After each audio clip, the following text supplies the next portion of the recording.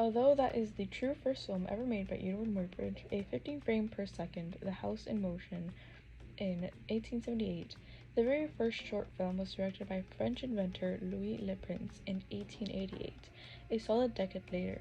It was extremely impactful on the entire industry from then until now.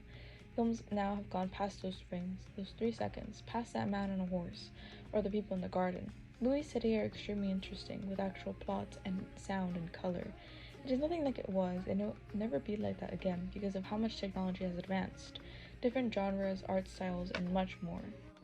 Movies' running time has changed quite a lot from the very first 15-framed movie to the now unlimited movie limit that is still growing to this day.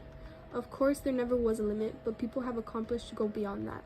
The Cure for Insomnia, a 5,220-minute or 87 hours film, is known as the longest film by Guinness World Records. Despite the surprising amount of running time, the movie consists of no plot and instead is of an artist, L.D. Groban, reading his 4,080-page poem, A Cure for Insomnia. It has some moments of heavy metal played and the occasional pornographic videos, but is nothing more than that.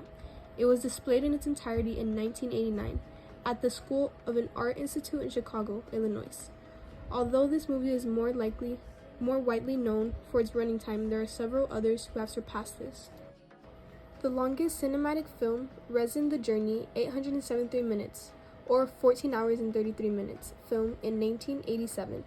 In the same league as A Cure for Insomnia, the longest experimental film is Given to Logistics, made in 2012, coming in at 51,420 minutes, or 857 hours, or 35 days and 17 hours. The film industry has expanded from simple genres to even more, such as horror, romance, rom-coms, sci-fi, thriller, gore, fantasy, and so many more. Movies back then weren't much different from now, plot-wise, sometimes.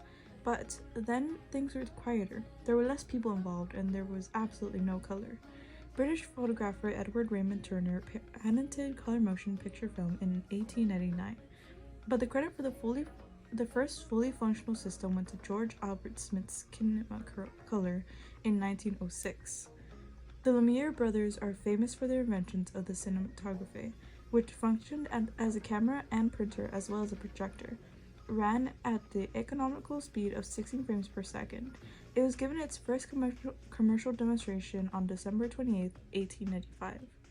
Theme is powerful in movies.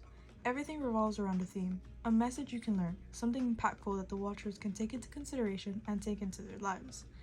After watching a film, there are always reviews of people explaining how much it has changed how they view life or how they try to live it. Films are life-changing, even if it's something as simple as the way someone holds their teacup. The first movie with sound was the Dixon experimental sound film in the 1890s. Although the movie's sound was not synchronized with that of inventor William K. L. Dixon was playing the violin, the second try at having sound in movies was the 1920s with the film Don Juan, directed by Alan Crosland. The movie had a synchronized music score and sound effects, but there is no dialogue involved. The most popular movie to have sound in it is the 1927 film, The Jazz Singer. The film featured music, sound effects, and dialogue mixing in everything that its preceders did not have. One of the first commercial film successes was the American movie The Great Train Robbery in 1903. It was just over 10 minutes long, a typical length for the time, but it was the first film with a cohesive narrative. This marked the beginning of having plots in movies that didn't have dialogue yet. The first movie with color was actually not The Wizard of Oz, but was A Visit to the Seaside in 1908. The 8-minute British short film used the Kinemacolor process to capture a series of shots of the Brighton, southern England seafront.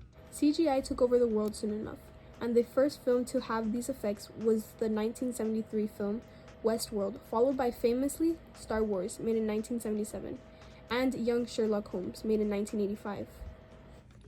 In 1888, French scientist Charles-Émile Raynaud invented a device called the theater optique.